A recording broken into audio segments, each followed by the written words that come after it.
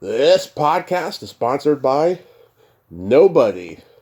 Hey dudes, this is Susan DeMonte, Pat Robinson in the Adventures of the Wilderness Family movies, and you're listening to Tommy Throwback Kovac on Splat from the Past.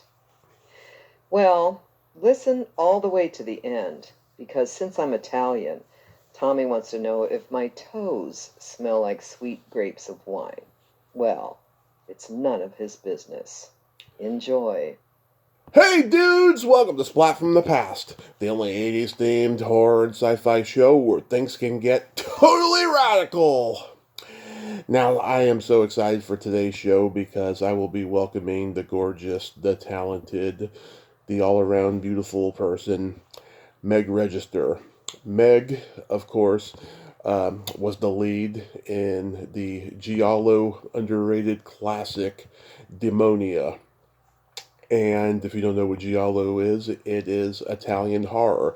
She played the female lead in that underrated film. She's also one of Gregory Hines and Billy Crystal's Key West girls in Running Scared. She guest starred on everything from Hunter to My Two Dads. She was in music videos like Prince's Party Man and Michael Jackson's Black or White video. She was in Boxing Helena, where she played Julian Sands' hot wife. And she ended up leaving the business for hypnotherapy. And she has written a book called Painful Intercourse. And we're going to talk about a lot of that stuff today. And I can't wait. Like I said, she's a beautiful woman, gorgeous and talented. And it's going to be a great conversation today. So I had my MRI yesterday and I had the results afterwards. My liver is just fine. No excessive fat there. Blood is streaming fine. The protein ura is pretty much non existent. My primary care doctor didn't study my history close enough. I'm going to be replacing her soon enough. So there's nothing to worry about. Everything's all good in the hood. And I've got some follow up tests coming soon. So, yeah, here is my interview with Meg Register.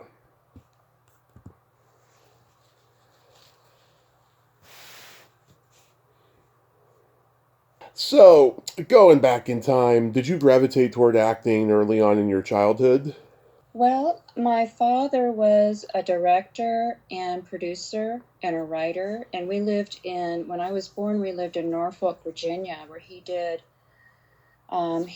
live shows back when most of the shows were live. So he had a studio audience, and it would be, I wasn't born yet, but that's what he did, and it was sort of in the family, and Hmm. so he was very dramatic, and I used to really get a hoot, watching him. He would just crack us up. I mean, just constantly performing and Mm-hmm. being funny and doing imitations and impersonations. And so, yeah, I've always been very attracted to the business, to the limelight.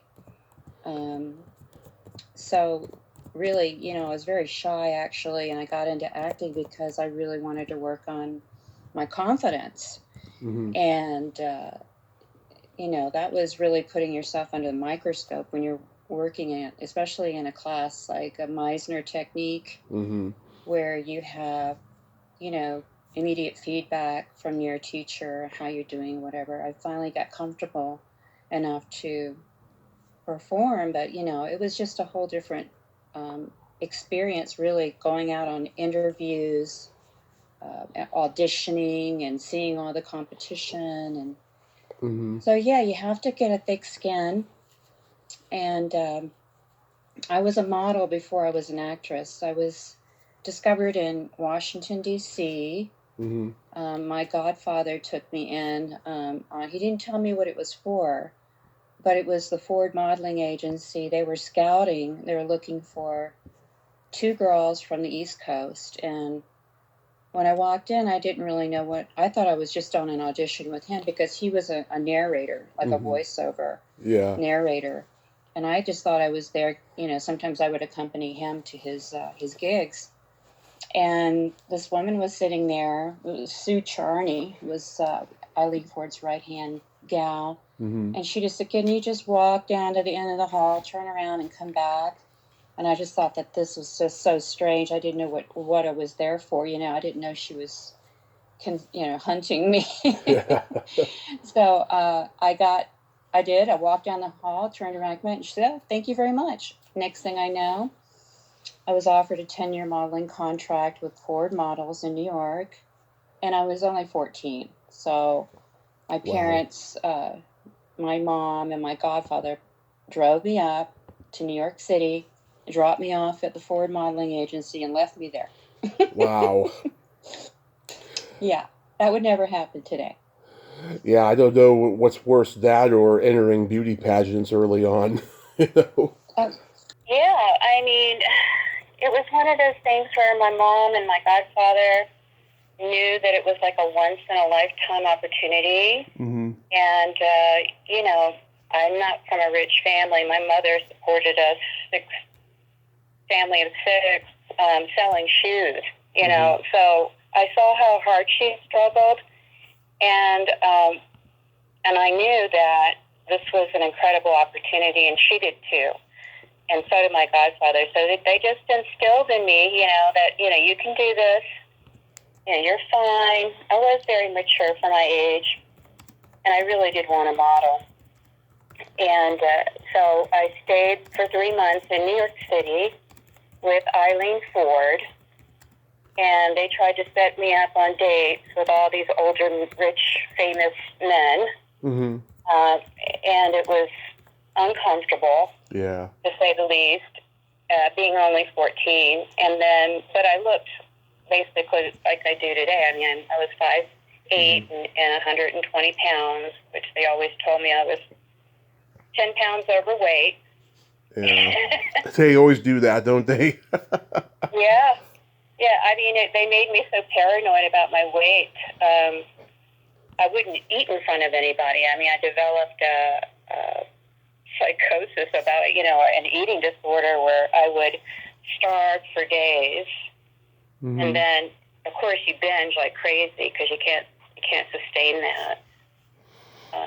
And I was going on 10, appointments a day. They were called go-sees back then. You go see, Mm-hmm. this person, that magazine, that catalog, that kind of thing. And I was doing this in New York City. I was roaming around New York City going to all these appointments at 14, and I was having to do it with a Thomas guide. We didn't have GPS back then. Oh, my goodness. But I really, really wanted it, and I focused on it, and I didn't give myself an out. Like, I knew that I thought that the people that persevered were the people who made it, and there was just no other avenue for me. I wasn't ready, didn't want to go back and become, get pregnant, have a family at a terribly young age, not having any skills. And I just thought, well, I have to go for this. So I did. And I was with them for 10 years, probably longer now that I think about it, but probably more like 20. But Mm-hmm. I traveled all around the world, and I started doing commercials for Ford Models. I did Star Search back in the day with Ed McMahon. Oh, how was that? It was rigged, believe it or not. It's rigged. Yeah, I believe it. Yeah. I mean, I tied, and then it was with this beautiful black woman that had starred in Cats on Broadway. She actually did a better job at the spokesmodel part, but I did a better job at the modeling part. They do the video and the walking. Yeah. Yeah. That. And so we tied, and they said, okay, well, we'll be right back. We're going to take a vote with the audience. And they didn't do that. They didn't do a vote in the audience. They just gave it to her. I think it was political. Mm-hmm. They wanted to be politically correct. And so they didn't want to appear that they were favoring me or anything. And I understand that because actually it worked out really well. Because on the way home from LA shooting Star Search, I met Michael Douglas on the plane, Uh-huh. and Ron Howard. Wow. And then Michael and I became really close friends, and he had me come and do a couple extra scenes in the movie Fatal Attraction, which eventually got cut out because there was just so much footage that they couldn't use it all. Mm-hmm. But that was a great little, I loved being on the set, you know, and that was exciting. And then shortly after that, I got a part. I had somebody call me from a friend who had an agency in Florida. She said, "You have to come down here and audition for Miami Vice. They're looking for somebody that can, just say 5 lines, and but they don't know who they're going to pick. They say you have to come down and be an extra, and hopefully they'll pick you." So I went down there and I did that, and I was chosen to do a scene with Don Johnson. Right. And that was exciting and fun. And then at the same time, I auditioned for a movie called Running Scared with Crystal and Gregory Hines. Love that movie. Yeah, it's a great movie. And I played Julie, the girlfriend that they meet in Key West. Yep. We had like a montage of different scenes by the campfire on the back of the moped.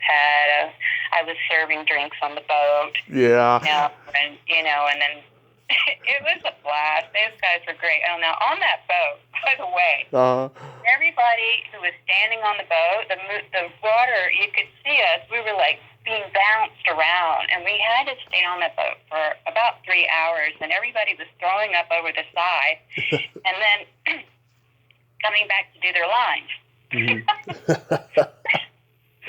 So, actors will go to any extent to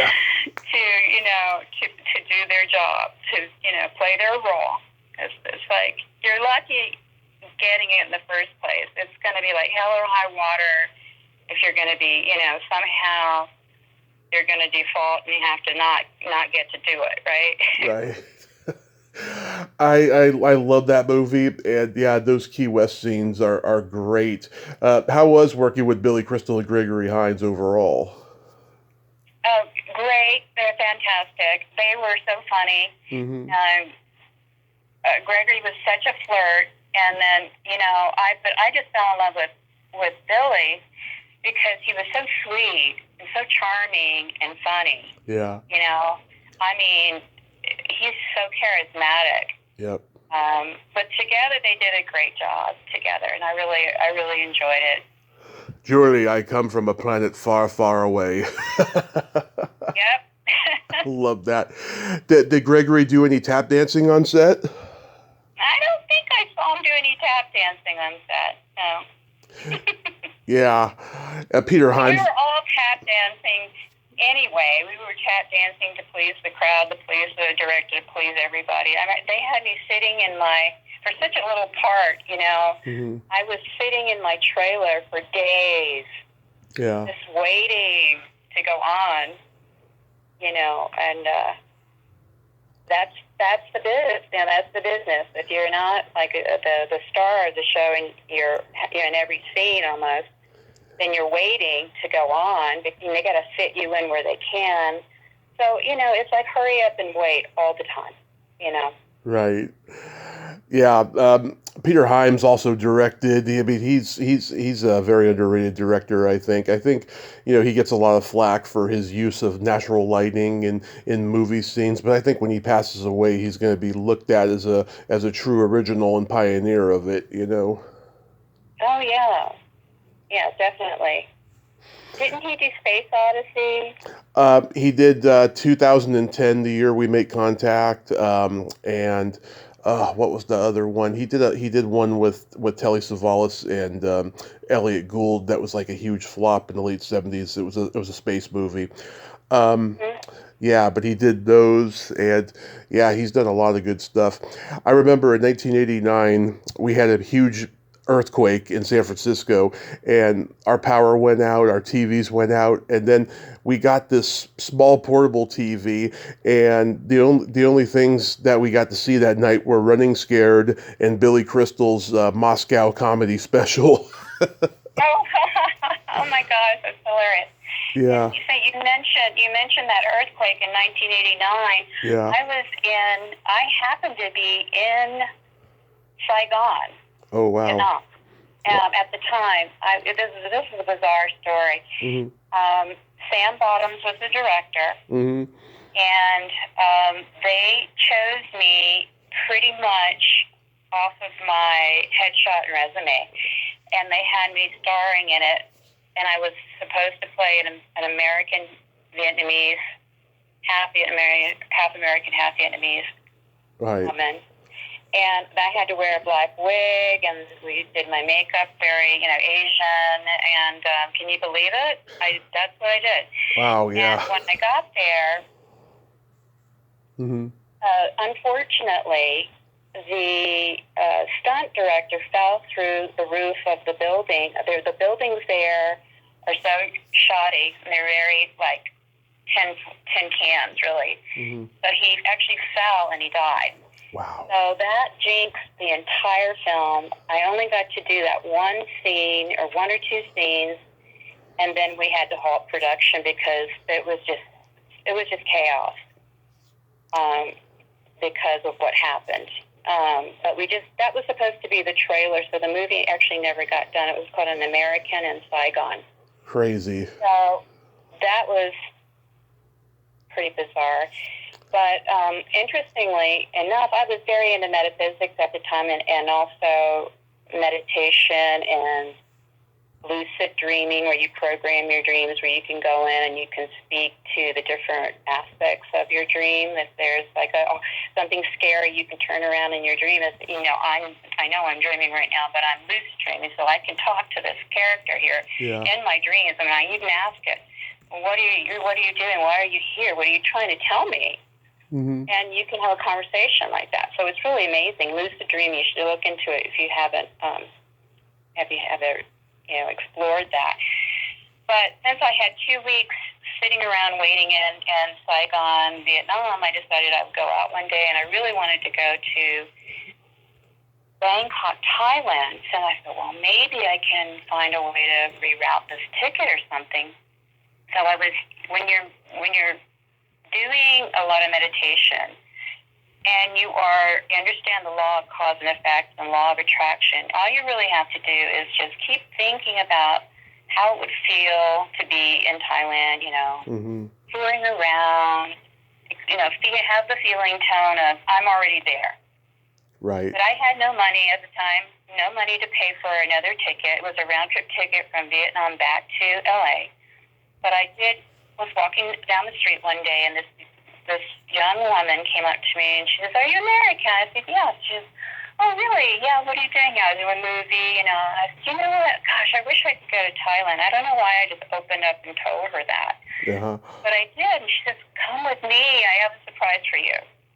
So she led me through the city, not very far away, to a building where we entered, and on the ground floor was an office with lots of desks and chairs. Mm-hmm. And in the back, in the corner, there was a desk and a woman sitting behind it, behind a computer.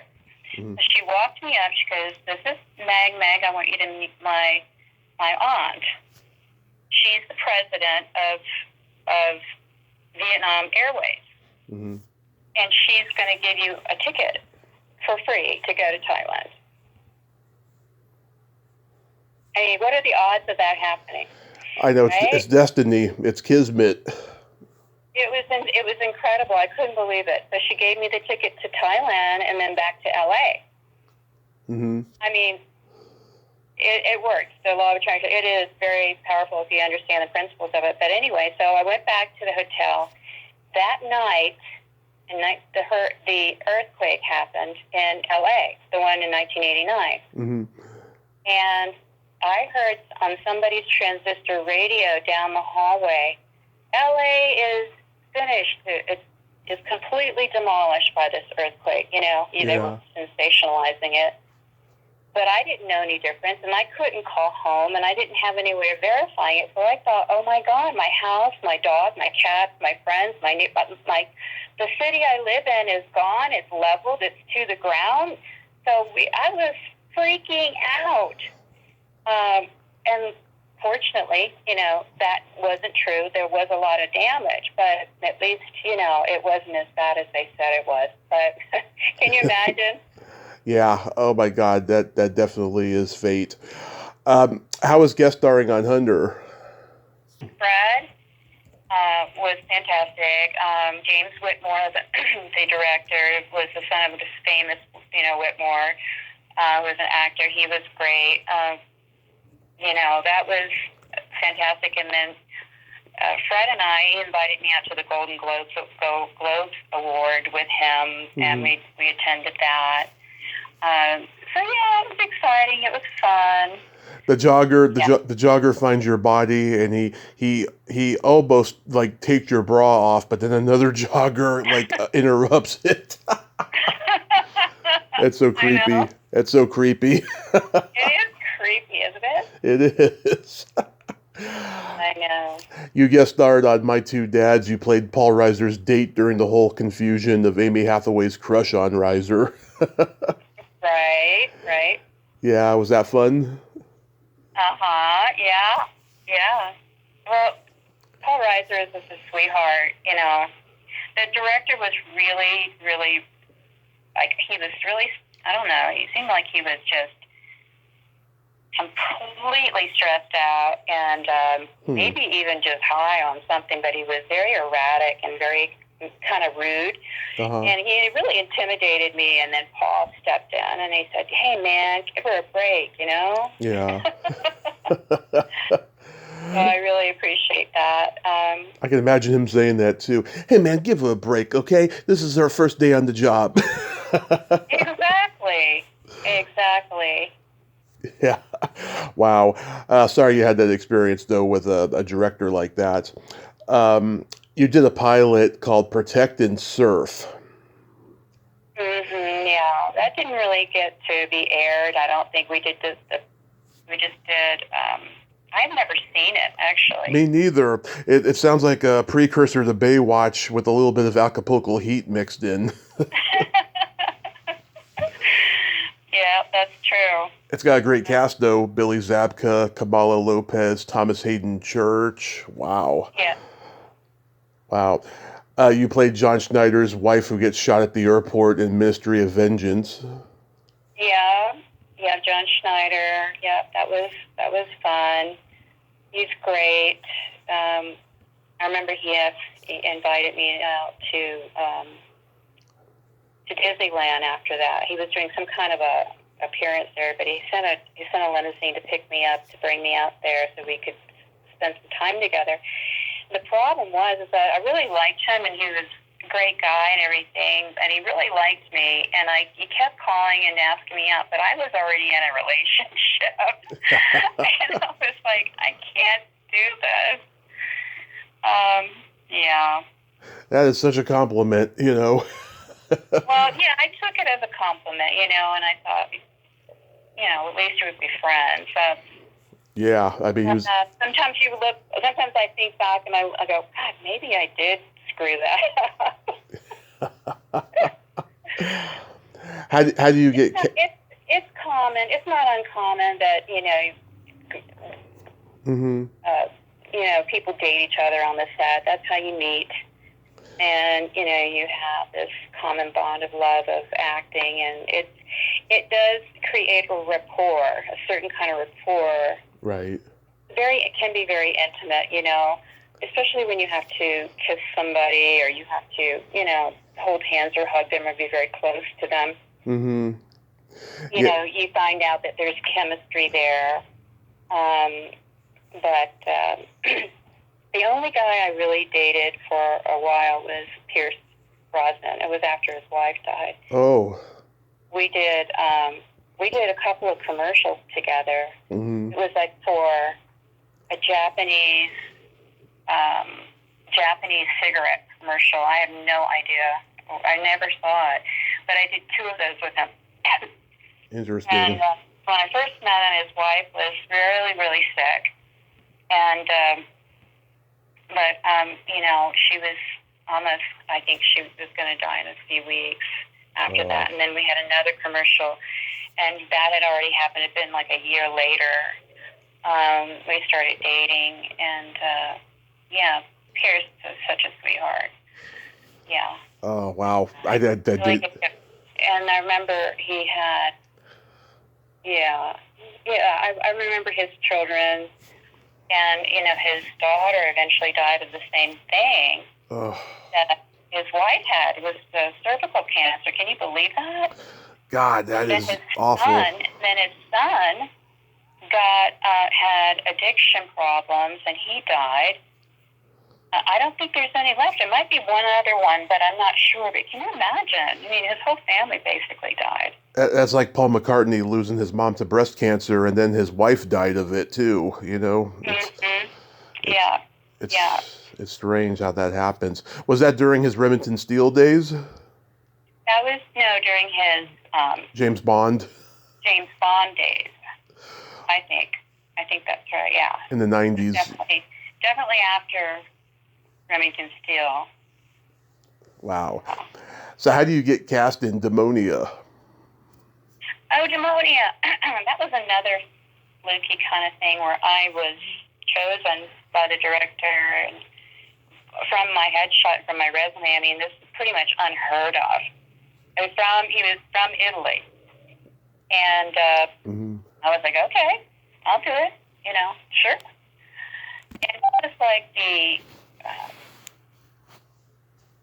Alfred Hitchcock, I guess you would compare him to. Right. The Italian version of that. And he was quite old when I was there. And we did, worked every day. I was a possessed student, an archaeology student, that when we were digging in the ruins, the spirit of this nun comes into my body and inhabits me, and I end up killing like almost everybody in the movie. Really despicable, horrible ways. Yeah. And then, that was interesting because the scenes where we were in the crypt, where all the bodies were, and the skeletons there, that was real. Yeah. That wasn't a movie set. That was a real crypt. It looks real. Yeah. And we were sitting around. I look over, and I'm sitting next to a couple skeletons, broken into caskets where people had robbed them, and they just worked very much with what they've got there. It was interesting working around the ruins of the castle. This was interesting. I was saying my lines in English, and they were saying their lines in Italian. Now, how do you do that? Yeah. How do you make that work, right? Yeah. So that's where my training and the Meisner technique is. You just react off the energy of the other person, and then the words follow. So I just used whatever they were giving me as far as the intensity, like the one scene with the guy that grabs me when we're in the crypt, and he scares me, I was saying my lines, he was saying his lines. I had no idea what he was saying, and he had no idea what I was saying, but that was the best scene in the whole movie. I mean, it was just so good. Do you speak Italian at all? I did. I picked up some Italian here and there. Yeah, I did. I lived there when I was modeling on and off for about 5 years. That's where I met Fabio Lanzoni. Famous Fabio. Yeah.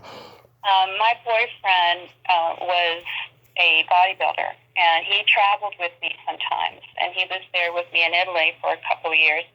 And at the gym, he met Fabio, and Fabio really looked up to him. But Fabio at that time was very skinny and flabby, actually. And so my boyfriend Noah trained him and taught him how to build his body, and that's how Fabio started getting really big and buff and everything. And the last month that we were there, we had to move out of the residence I was in, and Fabio let us stay with him and his girlfriend in an apartment in Milan, Italy. And we slept on the pull-out sofa thing for about a month, and then we headed on over to New York. And I started working in New York as a lot of the jobs I got were like romance novel covers, where you see the woman like in these tight dresses and almost like like a kissing situation with the man, and it's all romance novel stuff, really. Yeah. So what happened is that Fabio just all of a sudden showed up at my apartment in New York. Mm-hmm. And he says, "Can I stay with you for a few weeks until I get my own place?" I was like, "Well, of course, you let us stay with you, so sure, you can stay here." And it ended up going like from 2 weeks to 2 months to 6 months. Wow. And I was like, "Fabio, you're not paying any rent. I'm paying for everything here. I think we've already paid you back for your hospitality." I said, "You need to go out and get a job." And I knew he was Ford models, but he was too big and he wasn't a typical model type. So I introduced him to my clients who were like all the top romance novel cover artists and photographers and all that, right? Because I was like the queen of that. I must have done probably 300 of those kind of romance novel covers. So they loved him because he was big and buff and he was perfect for the front and the long hair. And so we ended up doing a few covers together. But I said, good, now you can pay rent, But that's how Fabio got his break, is because of me, because I introduced him to it. Because Fabio was freeloading. Because Fabio was freeloading. Wow, that is crazy. That's so awesome. Yeah, were you comfortable playing a bigger part, in this movie? Well, yeah, of course. A Royal Affair was where I played Grace Kelly. Mm-hmm. And the way we did our hair and makeup, I looked just like Grace Kelly. And that was a major role. And then, funny little bit on Lena's Holiday. Mm-hmm. And in Backstreet Strays, same thing. And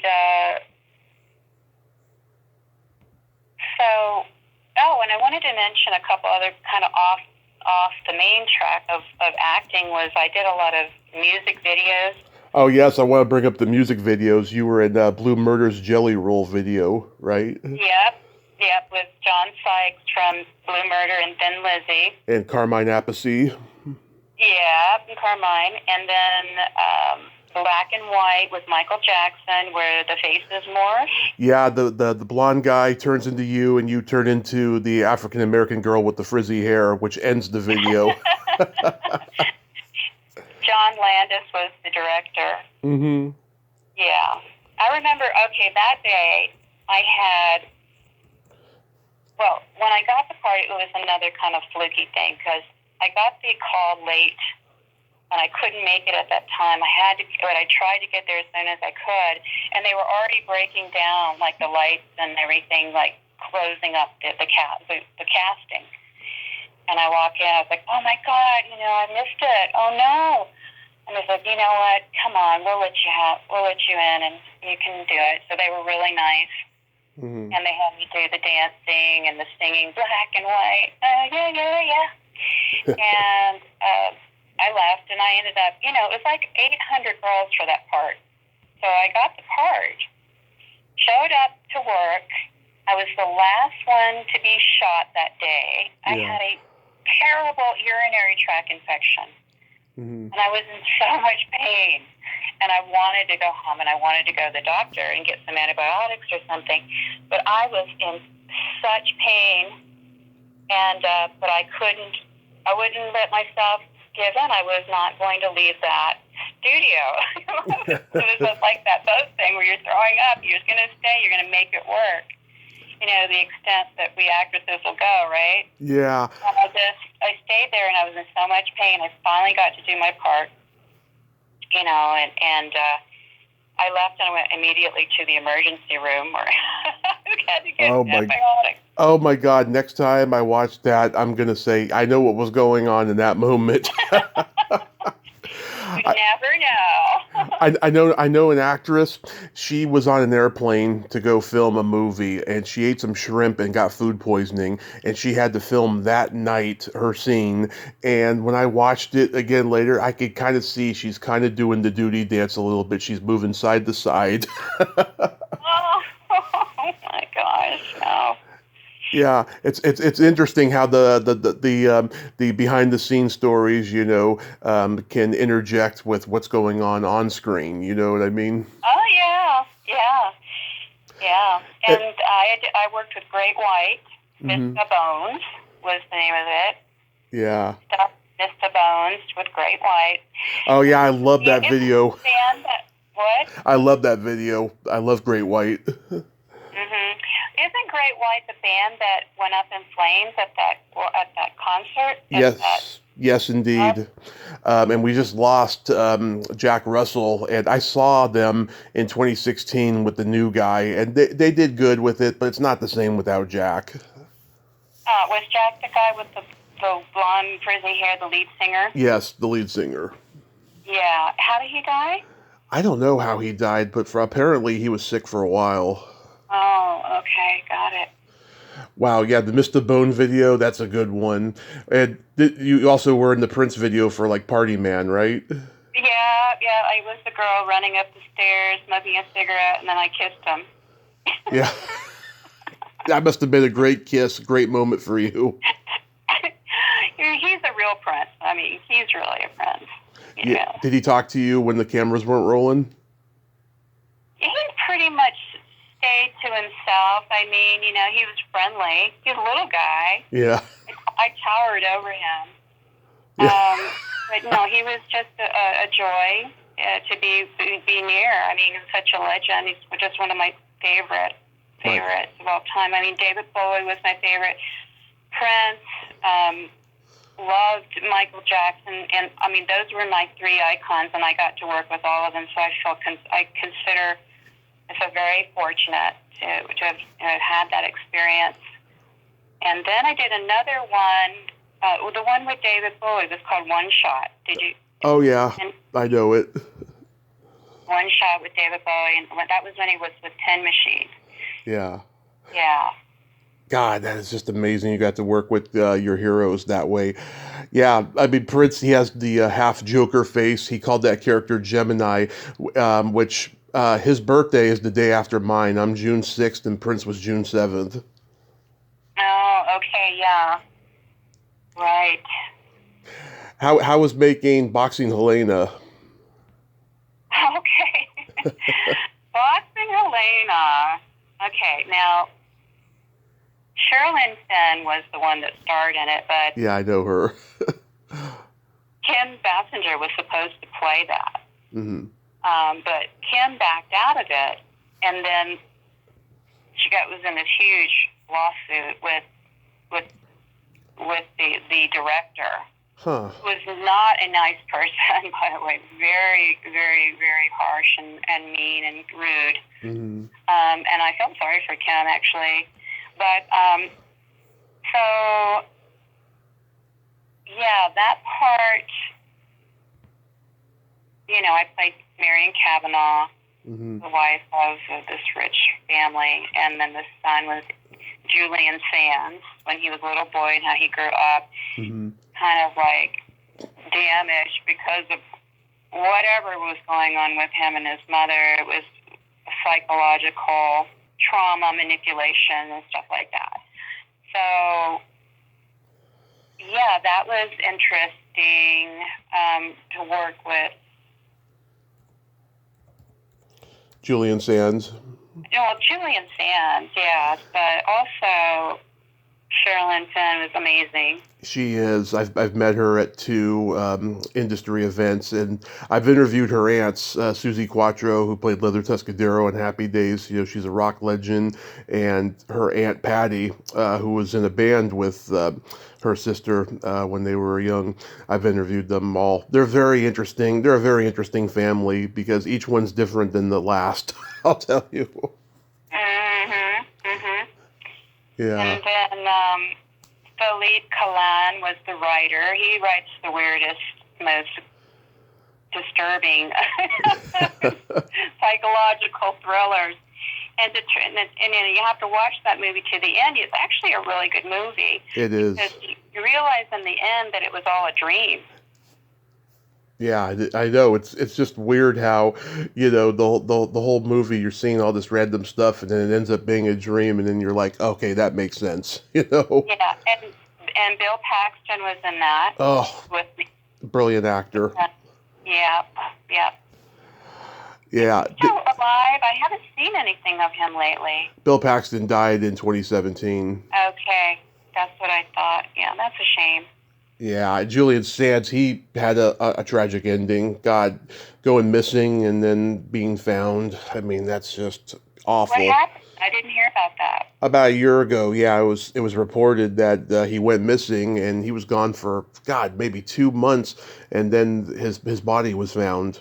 But nobody knows like what the official cause of the death was. I don't think. Was it like in the forest or something? Something like that, yeah. Because there was another actor a few years before that who had the same thing, and his son found him, you know. But yeah, with Julian Sands, God, that was just tragic. Everyone loved him too. He was a really nice guy.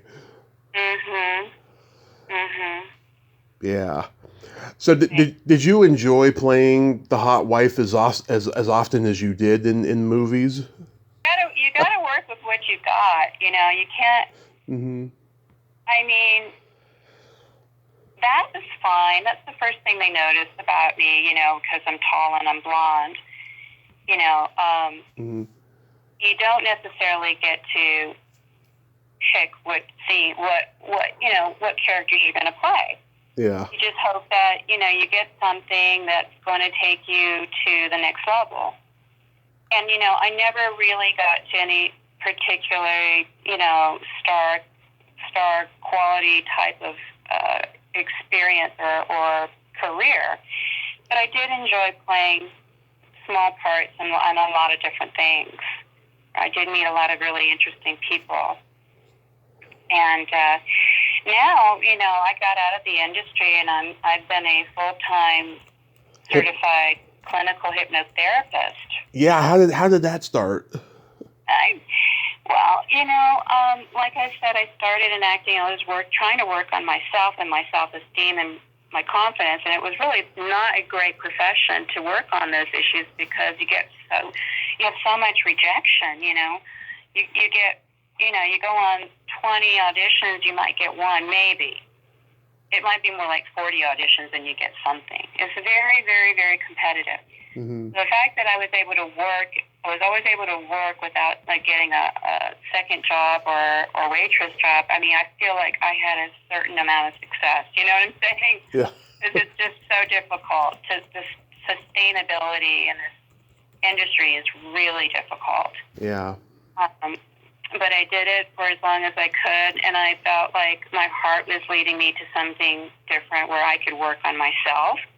So I started doing counseling, and I've studied, and I've found out that I love psychology, and I love hypnotherapy, and I love all the energy healing that I studied. And I ended up graduating like at the top of my classes because, you know what, when you love something, you do excel in it. You know, and a lot of the acting jobs that I did were very uncomfortable for me because I was actually really shy. Mm-hmm. So it was difficult for me to come out of my shell. I just felt like, oh my God, how did I get this part? Wait, are they going to find out that I'm some kind of imposter or something? Oh yeah, we all have imposter syndrome.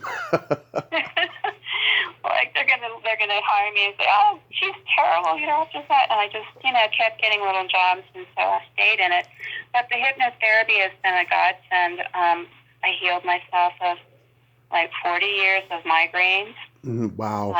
Quit smoking. I gained a little weight at one point because I was just going through some stuff. It was about 50 pounds. I mean, I'm still like 125. That's what I've always weighed pretty much. But I gained about 50 pounds. And I couldn't believe it. And I was just like sitting in the lounge chair, like watching TV and eating like chicken wings and stuff. And I don't even recognize that person, but I just went through a slump like we all do. Yeah. And I went out. I went to a self hypnosis class, and I found it to be fascinating. And I signed up for the course, and it was a whole year course. And it was a very serious program. It was probably one of the best schools in LA. It's called the Hypnosis Motivational Institute in Tarzana. I highly recommend it. Mm-hmm. And we worked together with other students. We practiced on each other hypnosis techniques and inductions. And one of the things that we would work on, because it's very popular, effective is weight loss. When you're using hypnosis, weight loss is a lot easier and permanent. And so I lost the 50 pounds. I got rid of my migraines. I had so much anxiety, and that all went away. And I thought, I've been in therapy all my life, and nothing worked. And this is the only thing that has given me real relief, like long-lasting, permanent relief. And it's effortless. I mean, you just listen to, you just go and have a session. My clients come to me, have a 2-hour session. I give them a recording and audio of the hypnosis that I create, just like personalized just for them. I ask them to listen to it for 21 days, at least 21 days every night. And then they come back after 21 days and we sit down and we see how much how much progress they've made. And it's really amazing. It's incredible. I had a woman come to me and she had fear of, she's a nurse, she's in her 30s. She had a fear of darkness and fear of going to sleep at night in the dark. Mm-hmm. She always had to have lights on, but she's completely like sleep deprived because of it. Yeah. And then I helped her. We found out through regression, and that it came from when she was a real little girl and she was watching TV in the dark, watching Jack the Ripper. Huh. And it scared her so bad that she could, from that moment on, it turned into a phobia. And that's what happens. And then you go through life being afraid of the dark, you can't sleep, you don't know why. She didn't realize why until we did the regression, and she's like, oh my God, that's why. I get it. I totally get it. And we worked on it with EFT tapping, emotional freedom technique tapping, and it was gone. And I mean, she wrote a beautiful Google review for me, thanking me for the help that I gave her, that her life has changed because of it. Oh, that's beautiful. Yeah, I was reading that you overcame cancer and PTSD and trauma and addictions and so forth. I have as well. Like, do you credit hypnotherapy as the reason why? Absolutely. I mean, like I said, I've been in therapy all my life, looking for answers for this anxiety and PTSD, and I found it. Like in 2016 is when I walked into the school. I started taking classes. My life has never been better. It's just been amazing. And the people that I help, I mean, you can look at my Google reviews and you can see how sincere they are and how profound they are, the healing from before and after. And, it helps with everything. I worked at an addiction treatment center right out of school. Mm-hmm. Called Passages in Malibu. And we have a lot of celebrities there and a lot of high like society people, famous people. And, I really had to cut my teeth and get really good at it because I was seeing like 7, 8, 9, 10 clients a day. Mm-hmm. And which is, I don't like working that way because it's just rushed. And, it's about the numbers there. It's about the money and the numbers. And like when I work for myself now, I do all my sessions on Zoom, and it works just as well. I don't have to have people come into my office. They don't have to drive there, and we can do it out of the convenience of their home. works just as well. And I moved from LA just a few months ago up to Idlewild, California. I live up in the mountains now. Nice. Nice. And then I was on your website. You wrote an ebook called Painful Intercourse. I am intrigued by this. What's the genesis of that? Oh, that was my own experience of getting radiation and chemotherapy, and it made intercourse impossible. Mm-hmm. Extremely painful. I went to see because the radiation was down in that area. Mm-hmm. It traumatized, and those muscles, the pelvic floor muscles, are extremely powerful. They're the strongest, most powerful muscles in your body. Mm-hmm. It holds everything in. They get radiated, and then they go into trauma. They go into fight or flight. Mm-hmm. And so they got stuck there. And I went to the head gynecologist over at St. Joseph's Hospital. And I said, what in the hell is wrong with me? I can't even put a Q-tip in there. I mean, I can't even put my pinky in there. It feels like a knife. Wow. And he didn't even know what the hell it was. And it turned out it was called vaginismus. And it's caused by, sometimes people have trauma when they're little. Yeah. Maybe they were sexually abused. And that their body goes into fight or flight, and that's what it does. It shuts down to protect itself. So it often happens with people who have radiation down in that area in the female parts. Mm-hmm. The body just goes into protective mode, survival mode, and it gets stuck there. So what I did was I started using hypnosis and EFT tapping, and I got rid of it. It was incredible because, I was suffering. I was so suffering. It ruined my relationship with my fiancé. Oh. It was just so incredibly painful.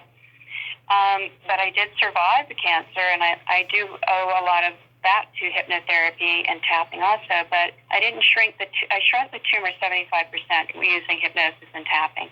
But when I went back for a checkup, they said, it's still 25% here. You really have to do the radiation and chemo. And if I knew what I knew today, I would never have agreed to that. I was just so scared and just believing anything that, the man in the white jacket would tell me. It scared me to death. Mm-hmm. That it had spread. But with the hypnosis and the tapping and then we did do the radiation and the chemo, but I feel like the radiation and chemo did more damage than it did good. Now we know that cancer is parasites. Yeah. Everybody has parasites, but this is a secret I don't want you to know about. Because, if you get well, you don't need the pharmaceuticals, you don't need the medical stuff. If you get well naturally using the power of the mind, that's not good business for big pharma. No. It's not, and it's just the way it is. And I feel like more people are waking up to the fact that all you have to do is do parasite detoxes. The FenBen Cancer support group they're on Facebook. Mm-hmm. You can join them, and they tell you exactly how to use fenbendazole. It's a parasite.